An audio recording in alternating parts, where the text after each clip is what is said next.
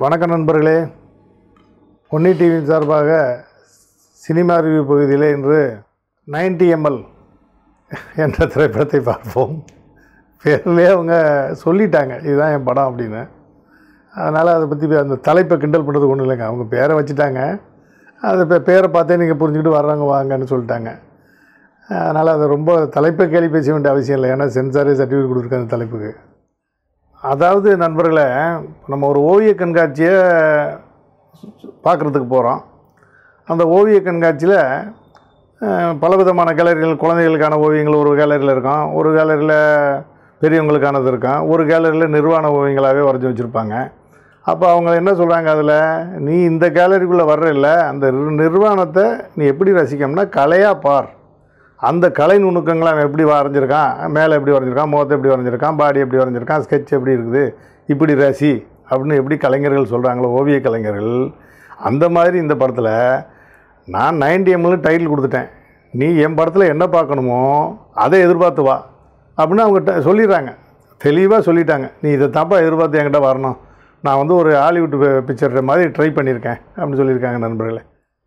நான் சொல்ல வர கருத்து என்னென்னாக்கா, இந்த கதையை எப்படி அவங்க இது பண்ணியிருக்காங்கன்னா, ரெண்டு வார்த்தையில் சொல்லணும்னா மாற்றி யோசி அப்படின்னு சொல்கிறோம்ல, அந்த மாதிரி ஒரு 4 பேர், ஒரு ஆம்பளைங்க, ஒரு 4-5 பேர், ஒரு 2 பேர் கல்யாணம் ஆனவன், ஒரு ஆகாதவன், இந்த மாதிரி இருக்கிறவனுங்கெல்லாம் ஒரு ஃப்ளாட்டில் தங்கியிருந்தானுங்கன்னா எப்படி அட்டகாசம் பண்ணுவானுங்க. ஆம்பளைங்கெல்லாம் சேர்ந்துக்கிட்டா, பொம்பளைங்களை உள்ளே விடாமே பண்ணாங்கன்னு வைங்களேன், சேர்ந்துக்கிட்டா ஆம்பளைங்க என்னென்ன பேசுவான், எப்படி பண்ணுவான், என்ன பண்ணுவாங்கிறத மாற்றி யோசிச்சுருக்காங்க இந்த கதை எழுதினவங்க.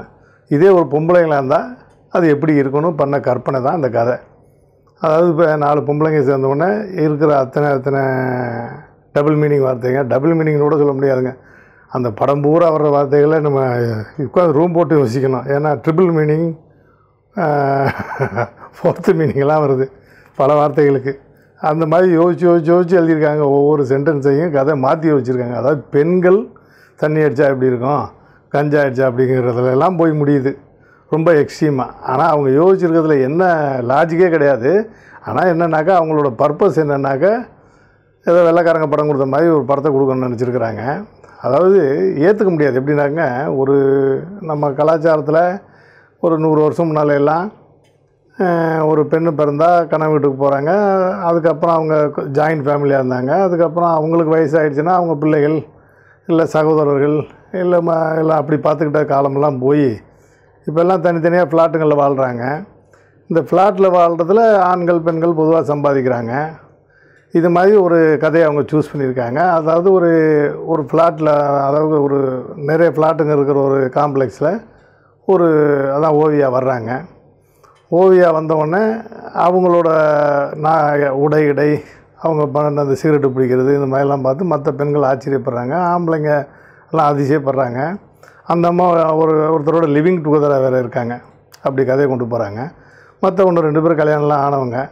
இவங்களையெல்லாம் இந்த அம்மா வேறு மாதிரியெல்லாம் இப்போ நாட்டில் எப்படியோ முன்னேற்றத்துக்கான கதைகள்லாம் இருக்குதுங்க. இவங்க தான் மாற்றி வச்சுருக்காங்களே. முன்னேறதுன்னா அந்த 4 பெண்களுக்கு ஏதாவது உதவி பண்ண முடியுமா, அவங்க வேலை இல்லாமல் இருந்தாங்கன்னா ஒரு நல்ல வேலை வாங்கி கொடுக்க முடியுமா, இந்த மாதிரி கொண்டு போகலாம். இந்த கதையில் ஹீரோயினே பியூட்டிஷியனாக காட்டுறாங்க.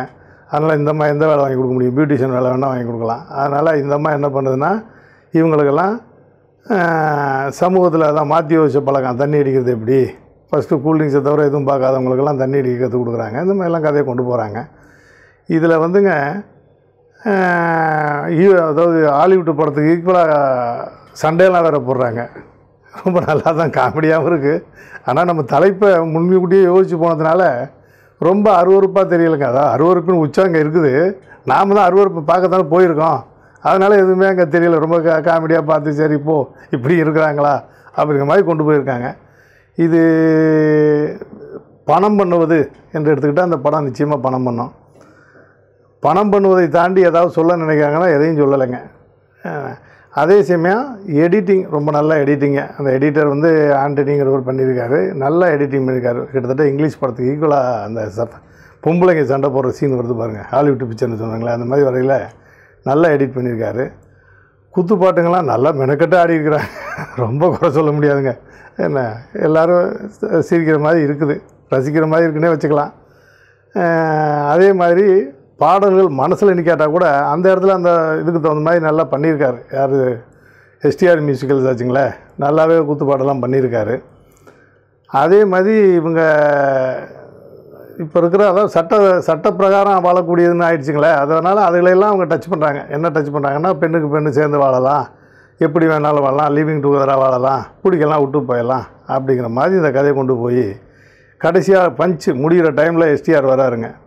எஸ்டிஆர் வந்து அவரோட ஸ்டைலில் என்ன பண்ணுறாரு, பிடிச்சா வாழு, பிடிக்கலாம் விட்டு போ அப்படிங்கிற மாதிரி, இதான்ப்பா அப்படிங்கிற மாதிரி அவர் மற்றவர்களுக்கு ஒரு தத்துவங்களை ஒதுக்குற மாதிரி கொண்டு வந்து முடிக்கிறாங்க. பஞ்சு டைலாக் நல்லாவே தத்துவம் பேசுகிறாரு. தத்துவம் பேசலை என்ன ஒன்றுன்னா, பிடிச்சா நம்ம வாழுவோம், பிடிக்கலாம் விட்டு வேறு ஒரு பொண்ணு அப்படிங்கிற மாதிரி அவர் சொல்கிறார் சிம்பு.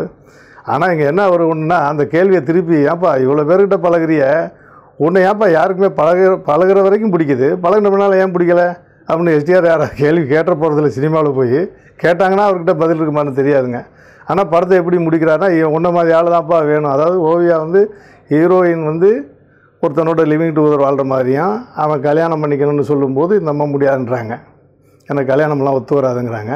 இங்கே எஸ்டிஆர் வந்து அங்கே ஃபினிஷிங்கில் வந்து பஞ்சு டைலாகில் சொல்கிறாரு, நான் வந்து யாருக்கிட்ட அதெல்லாம் அவன் என் வாழ்க்கைப்பா, நான் எப்படி வேணாலும் வாழுவேன், அந்த உரிமை இருக்குங்கிற மாதிரி அட்வைஸ் பண்ணுற மாதிரி கொண்டு வராங்க. அந்த நேரத்தில் ஓவியா வர்றாங்க. ஓவியா வந்தவொடனே உன்ன மாதிரி ஒருத்தனை தான்ப்பா நான் தேடிக்கிட்டு இருந்தேன் அப்படின்னு உடனே முத்தமெல்லாம் சாதாரண விஷயமாக போச்சு அந்த சினிமா ஃபுல்லாக. இதில் என்னன்னாக்குங்க, நம்ம கனடாவில் பிறந்த சன்னி லியோன் வந்து இந்தியாவுக்கு வந்தோடனே புடவை கட்டிக்கிட்டு எப்படி நடிக்கலாம், சீதா நடிக்கலாமா, இதாக நடிக்கலாமாங்கிற மாதிரிலாம் அவங்க யோசிக்கிறாங்க. நம்ம அம்மா இந்த ஓவியா இந்த டீமில் வந்திருக்கவங்கலாம் விட்டிங்கன்னா ஹாலிவுட்டில் ஏதாவது வேறு மாதிரி படம் எடுத்தால் நான் ரெடிப்பா, ஏன்னா இதுலேயே 80% கிட்டத்தட்ட அந்த மாதிரி தான் நடிச்சிருக்காங்க, இன்னொரு 20% எக்ஸ்ட்ரா சேர்த்தா முடிஞ்சு போச்சுங்கிற மாதிரி அவங்க அந்த மாதிரி வெளிநாட்டு படங்களுக்கு ரெடியாக நான் இருக்கிறப்பான்னு ஒரு இந்தியா பொண்ணு சேலஞ்ச் பண்ணுற மாதிரி நடிச்சிருக்கிறாங்க. அது வந்து அந்த நடிப்பு அப்படிங்கிற ஆங்கிளில் மட்டும் பார்த்திங்கன்னா நல்லாவே நடிச்சிருக்காங்க. ஹாலிவுட் நடிக்கிற மாதிரி நடிச்சிருக்கிறாங்க. கூட்டி குறைச்சி பார்த்திங்கன்னா எல்லாருமே போய் பார்க்க முடியுமா அப்படிங்கிறது கேள்வி. பார்க்க பிடிக்கிறவங்க பார்க்கலாம், அவங்க தான் டைட்டில் போட்டாங்களே, அதனால் பார்க்க பிடிக்கிறவங்க பார்க்கலாம். அதே மாதிரி இந்த படத்தை யோசித்தவங்க, மாற்றி யோசித்தவங்க, இவங்களுக்கெல்லாம் முடிவாக நான் சொல்ல விரும்புகிறது என்னென்னாக்கா, நாய் விற்ற காசு குறைக்காதுங்க, மீன் விற்ற காசு நாராது. அதனால் இங்கே நல்லாவே பணம் பண்ணிட்டீங்க. உங்களை பார்த்து எல்லோரும் புத்திசல் மாதிரி கிளம்பினாலும் ஆச்சரியப்பட்டுக்கலாம். ஏன்னா இனிமேல் ஒரு ரவுண்டு இந்த மாதிரி கதைகளை எல்லாம் யோசிக்க ஆரம்பிச்சிருவாங்களான்னு தெரியலை. ஏன்னா இது நல்லாவே பணம் பண்ணும் என்று நினைக்கிறேன். மற்றதை வந்து காலம்தான் பதில் சொல்லணும் நண்பர்களே. ஆனால் என்னென்னா, பெண்கள் முன்னேற்றத்தை நோக்கி போங்க அப்படின்னு சொல்லிக்கிட்டு எல்லாருமே பேசிக்கிட்டு இருக்கிற இந்த காலத்தில் அப்துல் கலாமில் ஆரம்பித்து பல பேர்கள், இப்போ ஆம்பளை ஃப்ளைட் ஓட்டினா ஃப்ளைட் ஓட்டணும், நீ கலெக்டர் ஆனால் நான் கலெக்டர் ஆகணும், நீ ஜட்ஜ் ஆனால் நான் ஜட்ஜ் ஆகணும், இப்படியெல்லாம் யோசிச்சுட்டு இருக்க காலத்தில் எப்படி தான் இவங்க இந்த படத்தை எடுத்தவங்க அந்த அளவுக்கு எக்ஸ்ட்ரீம் ஸ்டேஜுக்கு மாற்றி வச்சுருக்காங்கிறது ரொம்ப ஆச்சரியம். உதாரணமாக இந்த கஞ்சான்னு புகைச்சிருக்காங்க அதில் லேடிஸு. இப்போ அநேகமாக அவங்களாம் வாழ்க்கையில் புகைச்சிருக்க வாய்ப்பு இல்லைங்க. இப்போ நான்லாம் கஞ்சா புகைச்சதில்லை. ஆனால் கஞ்சா புகைச்சவனுங்களை என் வயசுக்கு நான் பார்த்துருக்கேன். அவங்களுக்கு நிகராக அந்த பொண்ணுங்க நடிச்சிருக்குதுங்க. ரொம்ப ஆச்சரியப்பட்டு போயிட்டேன். என்னென்னா, கஞ்சா அடித்தவன் எப்படி நடந்துக்குவானோ, அந்த கண்ணுக்கெல்லாம் எப்படி சொருகுமோ அதே மாதிரி பண்ணியிருக்காங்க. ஒரே ஒரு இதுனாக்கா, ஏன்னா இவங்க நடைமுறை அனுபவம் இல்லாததுனால ஒன்றே ஒன்று என்னென்னாங்க, கஞ்சா அடிக்காமல் பேச மாட்டான். இந்த பொண்ணுங்க கஞ்சா அடித்தோடனே ஜாஸ்தியாக பேசுதுங்க. அது ஒன்று தான் அங்கே கதையில் அவங்க, ஏன்னா அவங்க நடைமுறையில் அனுபவம் இல்லாததுனால அந்த கதையில் அது ஒரு சொதப்பலாக இருக்குது. கஞ்சா அடிக்கிறப்போ அப்படியே கண்ணை மூடிக்கிட்டு இங்கேருந்து உடம்பு இங்கே இருக்கும், அவர் சந்திரன் லோகத்தில் இருப்பார். அந்த மாதிரி தான் நடைமுறையில்.